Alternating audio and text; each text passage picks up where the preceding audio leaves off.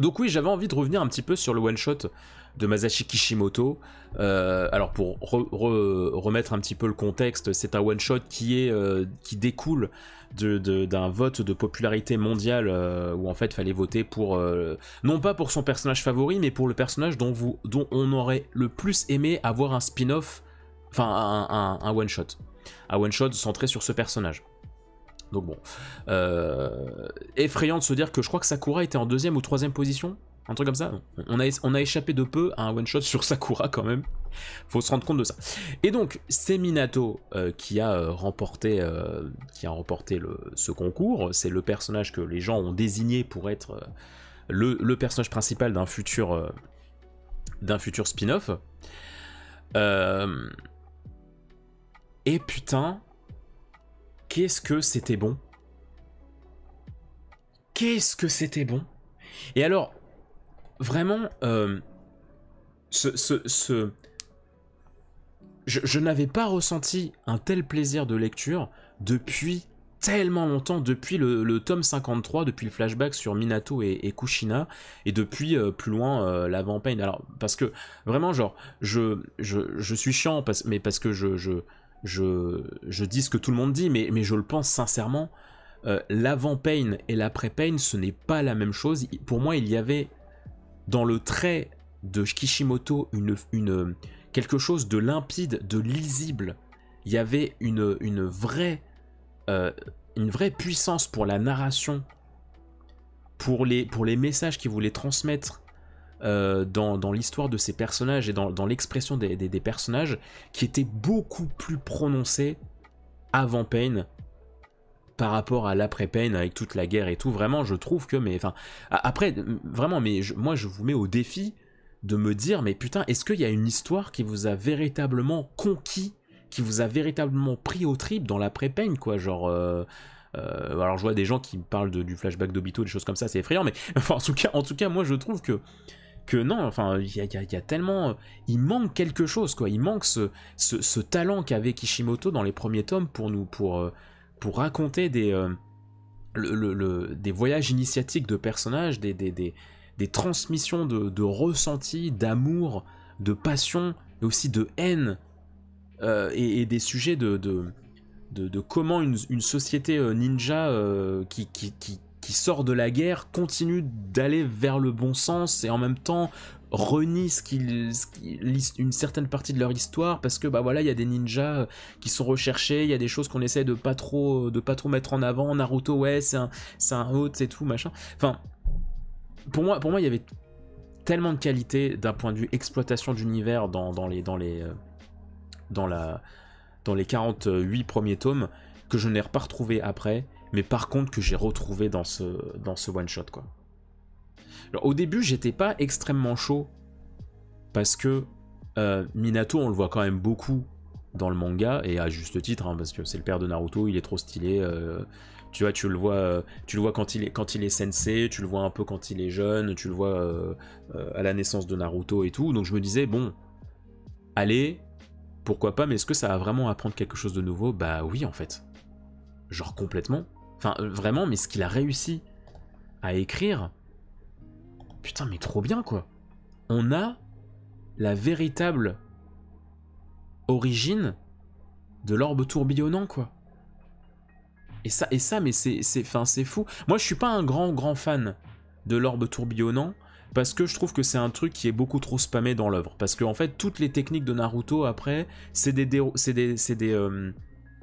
au final, c'est des déclinaisons du Rasengan, c'est sans arrêt de cette manière que le combat se termine et tout, donc je trouve qu'il y avait un côté un petit peu trop répétitif et tout, dans l'exploitation de Naruto, mais ça reste quand même une technique légendaire qui est trop stylée et tout, et le fait de développer le lore de cette technique dans ce spin-off, je trouve ça fou. Alors désolé, ça va spoiler un peu si vous avez pas lu, ça va être un peu compliqué, mais non, vraiment, j'ai trouvé ça trop cool, parce que c'est pas juste un comment dire, un énième entraînement, tu vois. Non, il y a une histoire derrière le Rasengan. Là, il y a eu une histoire derrière le Rasengan. Il a pris la technique et il en a fait autour une histoire d'amour, une histoire de transmission, une histoire de symbolique dans le Minato qui vit à travers Kushina, qui sert à... Enfin, son amour qui sert à contrer la puissance malfaisante de Kyuubi. Enfin, vraiment, genre, on apprend plus de choses sur les Uzumaki, sur pourquoi le Rasengan est pensé comme ça, sur la symbolique. Et vraiment, maintenant, en fait, ce qui est trop ouf, c'est que maintenant, et ben, quand je vais relire Naruto, et ben, j'aurai une vision différente. Et en fait, c'est ça que je trouve génial dans cette écriture de Kishimoto, c'est-à-dire, et que je n'aimais pas du tout dans l'après-Pain, c'est-à-dire que à cause de tout ce qu'il a raconté durant la guerre, donc le côté Naruto est une réincarnation, dans le côté voilà, je suis une réincarnation de l'ermite Rikudo, tout ça, et en fait le chakra c'est à cause de d'une meuf de Kaguya et tout machin. Ça, tu vois, ça me saoule. Ça me saoule parce que quand je relis Naruto, du coup, je suis obligé de me dire ah oui, là, ça se contredit parce que plus tard machin. Mais sauf que là, ça c'est une réécriture bénéfique. Le fait de d'étendre le lore sur le Rasengan, du coup, mais ça apporte une autre dimension, mais positive et non pas négative comme le reste, sur l'utilisation de cette technique, quoi. Et pareil, le trait très espacé de Kishimoto, enfin vraiment j'ai retrouvé un découpage, putain ça m'avait manqué quoi. C'était ce découpage clair, limpide, l'action est extrêmement limpide. Là où pendant la guerre je trouve qu'on était surchargé d'informations, on était surchargé de bulles, d'explications, du texte en veux-tu en voilà, de l'action pas hyper bien découpée en veux-tu en voilà et tout. Là tout est limpide, tout est fluide, c'est clair, tu ressens l'émotion de tous les personnages. C'est... oh là là, ah, ce Kishimoto là, il m'avait manqué quoi. Oh, il m'avait manqué, et c'est fou de voir à quel point tu vois la différence en fait entre un Kishimoto à qui tu laisses le temps de bosser son histoire, de revenir sur ses origines, et celui à qui on lui demande bon bah vas-y Trim, continue d'explorer et tout, enfin continue d'étendre l'univers parce que bah il faut que l'histoire continue malgré tout et tout quoi. Donc c'est assez fou, et du coup encore une fois moi je l'ai toujours dit, hein, j'ai beaucoup de mal avec le manga Boruto parce que je dis pas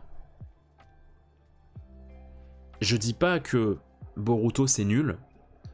Je trouve effectivement que c'est une bonne histoire, il y a un rythme intéressant, enfin un rythme intéressant.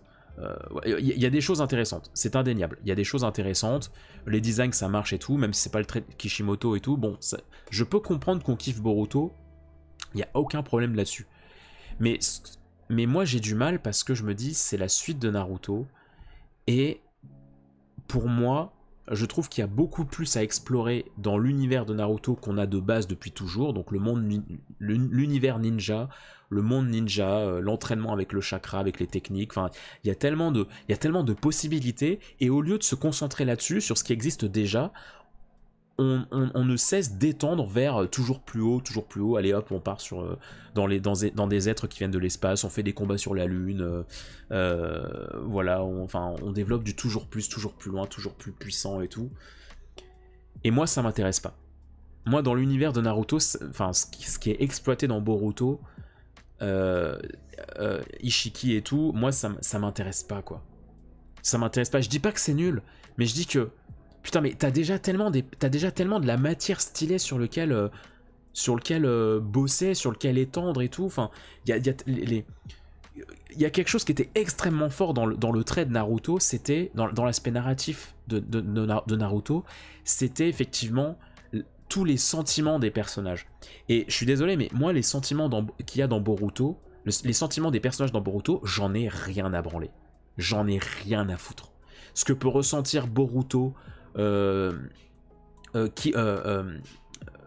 Enfin, même l'écriture des ressentis de Naruto, de Sakura, de Sasuke, de tous les personnages qui maintenant n'existent quasiment plus, ils sont juste dans le background, ils servent juste de décor. Le ressenti des antagonistes, ça m'intéresse pas. Je ne sens pas de leçon derrière, je me sens pas du tout impliqué pour tous les personnages. Mais vraiment pas. Alors que là, mais...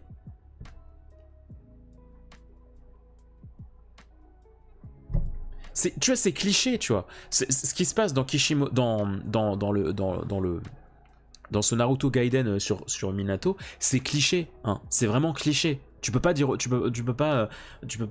c'est pas cliché. Tu sais, c'est l'amour, c'est bah voilà, j'ai inventé une technique pour protéger celle que j'aime parce que c'est ma copine. Et puis en fait, bah, je suis à l'intérieur d'elle parce que bah, je l'aime, donc je suis aussi à l'intérieur de son cœur et tout machin. C'est hyper cliché, mais ça fonctionne de fou. Parce que l'expression des personnages, parce que l'action, parce que le découpage, parce que la puissance tu reviens à des choses essentielles. Moi, qu'est-ce que ça m'a fait du bien de revenir sur de l'entraînement basique de chakra avec cette scène de Jiraiya et Minato. Ça m'a fait tellement du bien à revenir sur un terrain d'entraînement comme ça plutôt que les entraînements maintenant où en fait oh putain faut qu'on examine ton type de chakra qui est inconnu, qui vient de l'espace et tout, c'est hyper bizarre machin, on sait pas tout mais en tout cas tu peux détruire une ville avec ça. Salut Joëkun, comment vas-tu? Enfin non vraiment j'ai retrouvé tout ce que j'aime dans Naruto dans ce one shot. L'action claire, le ressenti des personnages clair, l'humour qui n'en fait pas des caisses, il y en a un peu, le fanservice un peu, il n'y en a pas des caisses, mais il y en a aussi, mais ça fonctionne. Le trait légendaire de Kishimoto, enfin, vraiment, mais moi tu me dis, il y a des projets comme ça qui sortent tous les 7-8 mois sur l'univers de Naruto pour étendre pour explorer ce qui s'est passé dans le passé, justement, dans le passif de la guerre, des Jinchuriki. Moi, je rêve de spin-off sur les autres, quoi, sur les autres des autres démons à queue, quoi. Moi, je rêve de ça, tu vois. Mais moi, tu me fous ça, mais je suis aux anges.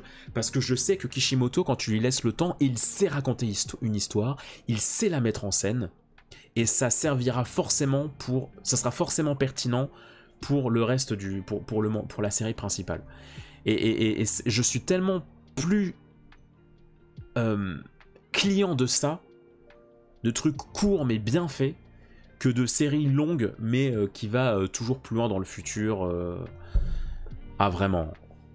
Vraiment, donc un grand bravo à Kishimoto pour ce one-shot. Qui m'a fait ressentir tellement plus de choses positives que Boruto en quasiment 10 ans, je crois que ça a quasiment 10 ans Boruto, hein.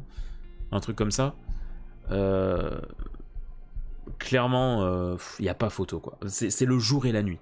J'ai rien d'autre à dire que c'est le jour et la nuit entre ce qui se passe dans Boruto et ce qui s'est passé dans ce one shot, quoi. Courage Joe-kun, effectivement.